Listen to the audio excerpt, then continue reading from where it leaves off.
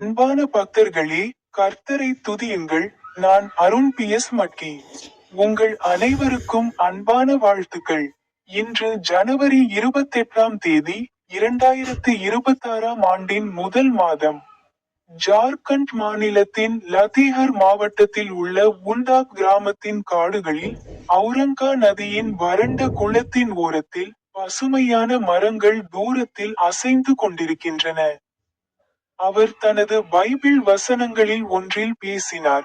புனித மத்தேயுவின் பரிசுத்த நற்செய்தி, அத்தியாயம் 28, வசனம் 19இல் அவர் கூறினார், ஆகையால், நீங்கள் போய், எல்லா தேசங்களையும் சீஷராக்கி, பிதா, குமாரன், பரிசுத்த ஆவியின் நாமத்தில் அவர்களுக்கு ஞானஸ்நானம் கொடுங்கள்.